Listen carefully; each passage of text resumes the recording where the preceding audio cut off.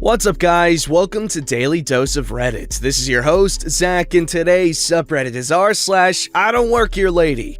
Alright, this story's called My Supermarket I Don't Work Here Lady Game, or Playing with Pokey People, a Sparky's Tale. The tale isn't too long, all the other faff is. Words in the glossary will be marked with an asterisk. Alright, so here's me, a contracting electrician, dresses in high visibility long dark blue trousers, high visibility blue and bright yellow long sleeved work shirt. Company logo on left breast pocket, both of these have the shiny reflective strips. Dark brown work boots with blue PVC glue on them, because glue. Also, I have my hard hat clipped to my belt. I live in a small-ish rural town in Australia, the kind where everyone seems to know everyone. It can take 40 minutes just to buy milk because of all the oops eye contact socializing. I've been fixing all manner of equipment at this store for a while and get along with mostly everyone, but not produce czar Steve. It happened again. Tuesday after work, I got a pokey. I was at the supermarket looking at jam, holding and contemplating a jar of IXL raspberry in my left hand and an IXL strawberry in my right. I heard the all too familiar behind me. "Where is the sugar?" I ignore her. Without an excuse me, she could be talking to anyone. Outwardly, I must seem to be daydreaming, but jam is no joke. This is a week-long commitment, and it cannot be rushed. Jam people will understand.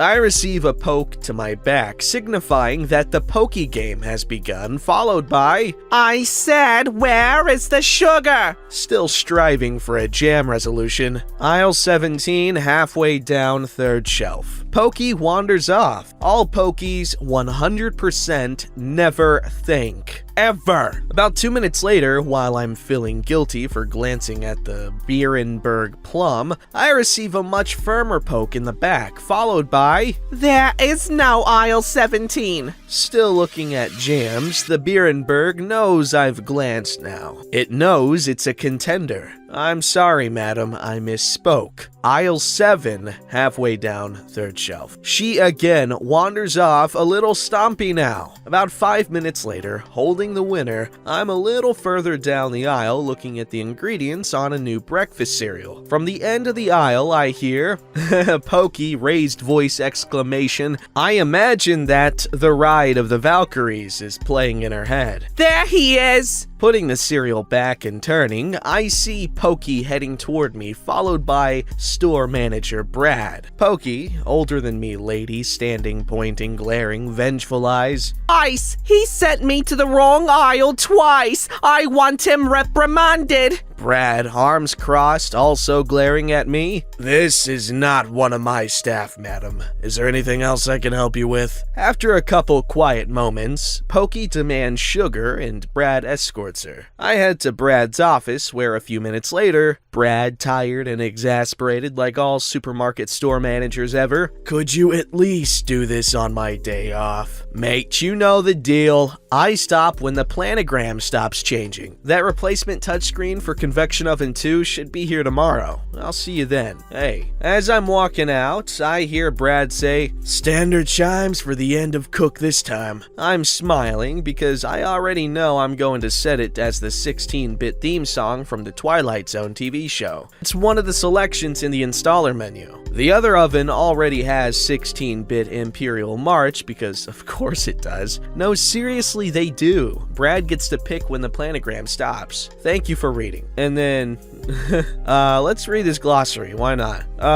Glue. Glue of any variety has no master and doesn't obey the natural laws. Beware of glue. PVC glue for electrical conduits will always end up on your boots. Just accept it. Jam. Typically a fruit conserve. Conserve. What some less discerning call jelly. Jelly is made of a gelatin base, is wobbly, and your grandma will put fruit in it. If it's a special occasion, you may get trifle. Hard hat. You lift the brim of a hard hat to gaze at the newest idiocy on a job site. My hard hat has the slickest, sickest stickers. I love assonance. IXL and Beerenberg. IXL fruit conserve, I don't know, is the best jam on the planet. This is my hill. Beerenberg is second. Beerenberg Plum on peanut butter toast is amazing. The Ride of the Valkyries. That one by Wagner in Apocalypse Now when they're dropping napalm on everything. Good film. Jet Bartlett is in it. Planogram. Every efficient shopper's nemesis. This is the plan for a store where products are supposed to be put. The store changes this all the time based on how much kickback a manufacturer gives them for a prominent placement of their products. Sometimes they swap whole aisles around. You go in to get jam one day, and now that aisle is health foods. Changing the planogram was invented by Satan. The Twilight Zone. Rod Serling's The Twilight Zone. A black and white TV show from a million years ago.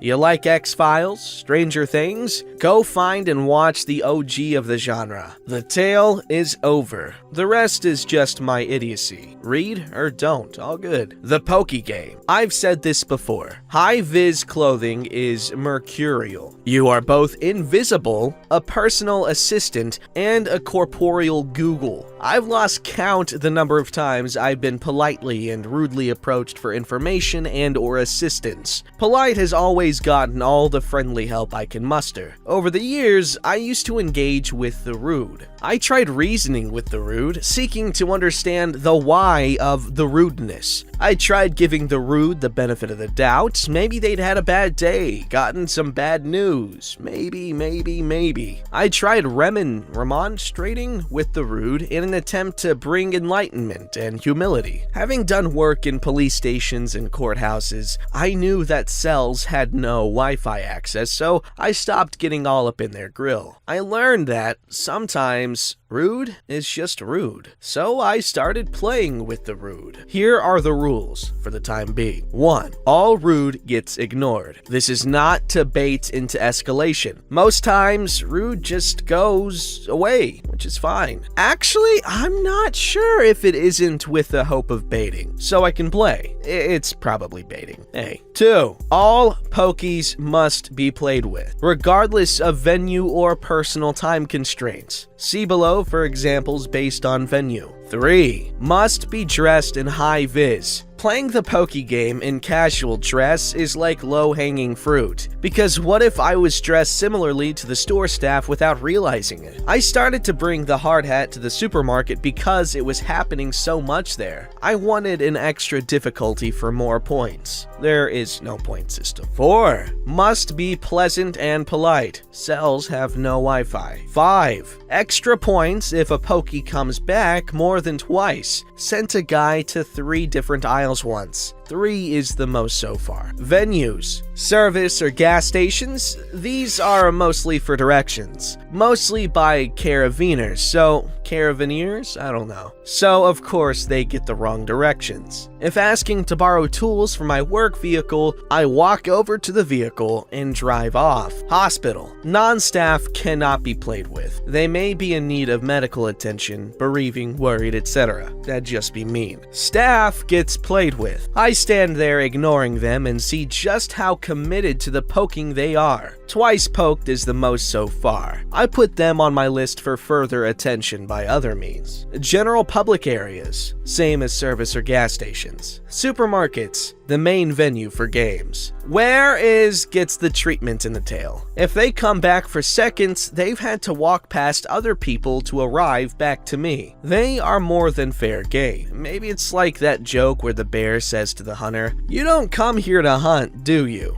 Get me? Something off a high shelf. Readers 6 feet and over will attest. When out in the wild, you are, by default, a common use implement. For these rudes, I keep grabbing the wrong items and try to give it to them, without speaking. I still wonder what some people must have gone through in their life to be at the point where poking others is acceptable. I feel kinda bad for them, just not bad enough to stop playing. Oh yeah, IXL Raspberry. Now I want to try that stuff. This guy is hyping it up. But also, I appreciate how he treats these Karens and whatnot. It's pretty high-level stuff.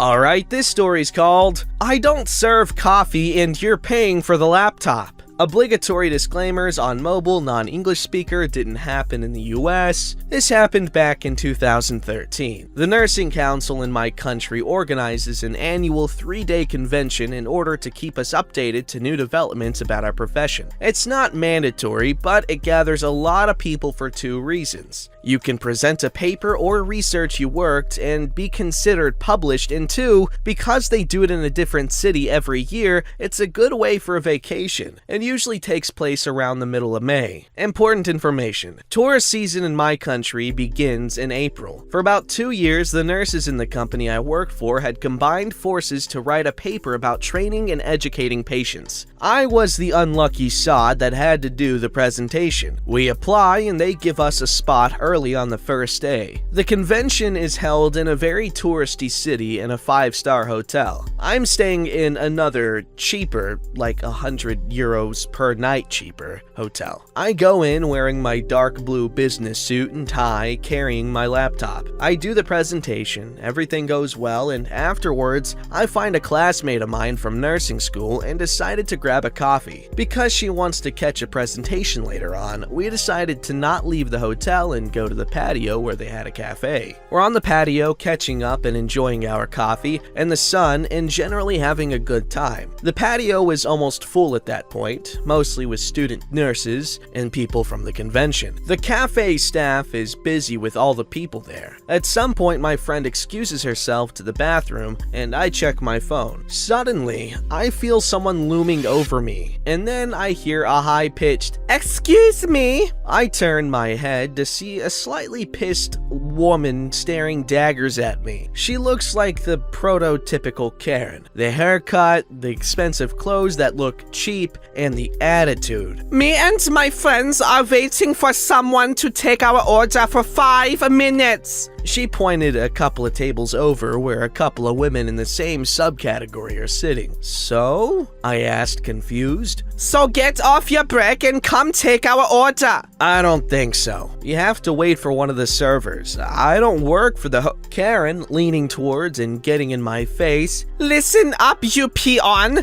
We are paying customers and you're going to do as you're told. Break is over." And with that, she sweeps her arm on the table, spilling the coffees and glasses of water on me, but mostly on the laptop I had next to the table. At that point, I'm furious. I get up and there is a noticeable size difference. I'm 6'4", 225 pounds. She is maybe 5'6" on 3-inch heels. "Listen up, you little bimbo. I don't work here. And even if I did, I wouldn't serve people with your attitude. And if something happened to the laptop, you're paying for it." "You dare to threaten me? Me? Do you know who I am?" "No, and I don't give a crap.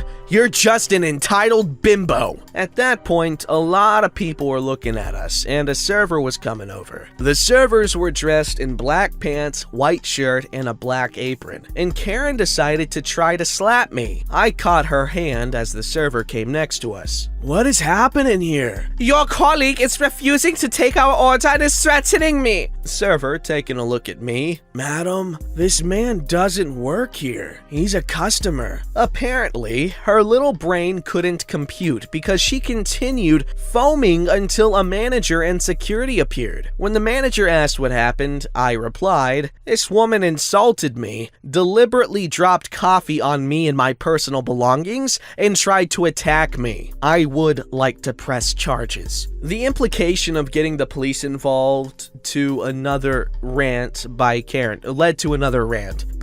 How it was discriminating against foreign tourists and she would sue me and the hotel, and how we should respect our betters. You know, lovely stuff. The aftermath was that I pressed charges and Karen was kicked out of the hotel. I don't know what happened to the rest of her clique. The laptop was ruined, the bag zipper was slightly open, and all the coffee poured directly on the laptop. The hotel offered me a full paid weekend reservation at the time of my choosing, and about a year later, I received a hefty settlement for the incident, about 3,500 euros. Oh my gosh. Well, it took a minute for the settlement, but yeesh, you could buy like 3 decent laptops for that much money. You know what, let's say 2. Alright, this story's called You're one of them immigrants. Quick one here, just heard this from my wife who just got back home from a popular hardware store that rhymes with Dome Repo. Also, quick background, my wife is a New Zealand expat with a fairly strong Maori bloodline. To the casual Texan, she might look like she's from south of the border. Hearing her speak, the average person might think she had an Australian, or worst case, a British English accent. Being from New Zealand, she has zero inhibitions around using colorful language as need be. Scene. My wife is loading 4 bags of mulch onto a cart. An entitled woman suddenly appears. I need you to load some of those onto my cart. I don't work here. I don't care. You people do this all the time. What people? Immigrants. Step off. Entitled woman reeling and gasping. I could have you fired! My wife didn't stick around. She headed off with her trolley of mulch, paid and headed home. No drama. Whoa. Texas woman, she did not hesitate. Wow. OP's wife is pretty baller though. Don't forget to like, subscribe, and hit that bell to never miss an episode.